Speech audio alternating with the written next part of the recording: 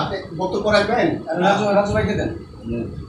এবার বক্তব্য রাখার জন্য অনুরোধ করছি গ্রিন পার্টির চেয়ারম্যান রাজু আহমেদ খানকে। আসসালামু আলাইকুম। বক্তব্য সংক্ষিপ্ত করতে হবে, কারণ সময় সংক্ষেপ, পরে আরেকটা মিটিং আছে, তো 2-3 মিনিটের মধ্যে আমি শেষ করে দেব।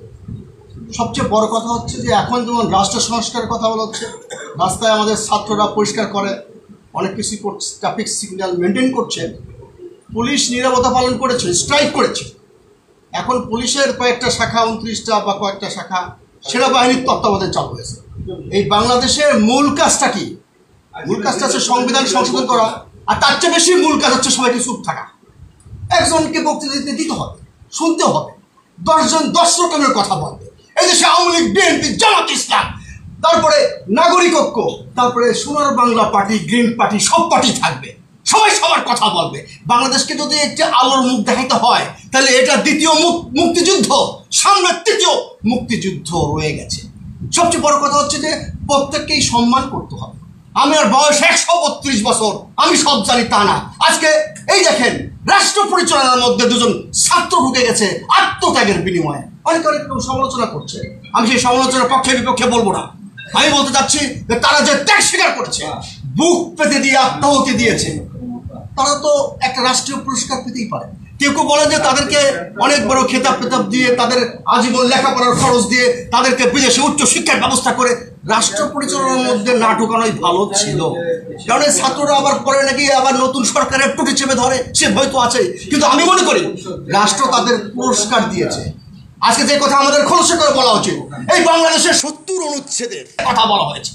আরে কি হয়েছে?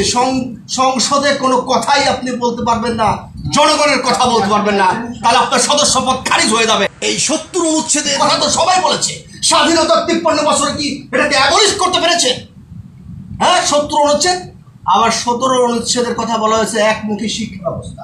একমুখী শিক্ষা ব্যবস্থা বাংলাদেশে নাই। এই নানান ভাষায় লেখাপড়া, এই সেই হজবরল বাংলাদেশের শিক্ষা ব্যবস্থাকে যেভাবে ধ্বংস করা হয়েছে, অতীতের দুর্নাম বদনাম করে লাভ নাই। এটা বিদেশি চক্রান্ত এখানে কাজ করেছে। এখানে বাংলাদেশের নানান দল থাকবে, আজকে নিবন্ধিত অনিবন্ধিত সব দল থাকবে। আজকে দেখেন, যারা জয়ধ্বনি বাজিয়েছিল সরকারের সঙ্গে একসাথে নির্বাচন করেছিল, তাদের কারো কারো দেখা গেছে বঙ্গভবনে বক্তব্য দিচ্ছে, মানে আস্তে আস্তে সে সেলফিতে এসেছে। বঙ্গভবনকেও সংস্কার করতে হবে। এখন অনেকে হয়তো বলতে পারে বঙ্গভবনের মধ্যে শস্যের মধ্যে ভূত আছে। আরে ভাই, একটা সিস্টেমের মাধ্যমে সব পরিবর্তন হবে, একবারে সবকিছু পরিবর্তন করা যাবে না। তাই আমরা মনে করি আমাদের সবচেয়ে আগে যে কাজ, সে কাজটা আমাদের ঐক্যবদ্ধ হতে হবে। কারণ কি, আমরা ঐক্যবদ্ধ না, আমরা একজনের কথা একজন সহ্য করতে পারি না, আর একজনের নেতৃত্ব একজন পছন্দ করতে পারি না, তখন এই হজবরল থাকবে। আসেন আমরা ঐক্যবদ্ধ হই, তারপরে আমরা যে মোস্ট প্রায়োরিটি বেসিস এই সংবিধানের নির্বাচন, সংবিধান সভার নির্বাচন, এটার ব্যবস্থা করতে হবে। কারণ এর মধ্যে অনেক রকমের কাটাছেড়া হয়েছে। সংবিধান যার যার স্বার্থে, ওদিকে আবার কথা বলে কে? ভাই উচ্চতর, হ্যালো ভাই প্লিজ কথা বলেন না।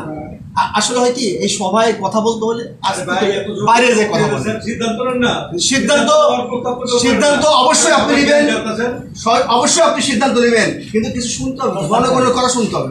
জনগণ কারা? এই দেশের জনগণ কারা? এই দেশের জনগণই তো নাই। ব্রিটিশ আমল থেকে এই দেশের জনগণকে টুটি চেপে ধরা হয়েছে, তাদের কোনো স্বাধীনতা বা স্বাধীনতা নাই। আজকে জনগণ কারা? আজকে জনগণ নাই, একজনের কথা একজন শুনতে পারে না। আজকে আসে আমরা একমত হয়ে সিদ্ধান্ত নেই, আমরা রাজপথে থাকবো, আমরা রাজপথে কথা বলবো, এবং যে সরকার আসছে সরকার তো এন্টিনেন করবে। এটা তো অন্তর্বর্তীকালীন সরকার, এটা যাবজ্জীবনের জন্য আসে নাই।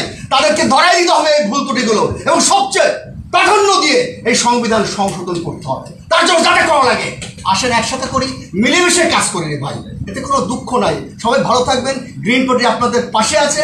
আমরা নেতৃত্ব দিতে আসি নাই, আমরা নেতা তৈরি করতে এসেছি। ধন্যবাদ, সবাই ভালো থাকবেন। আসসালামু আলাইকুম। ধন্যবাদ গ্রিন পার্টি সহ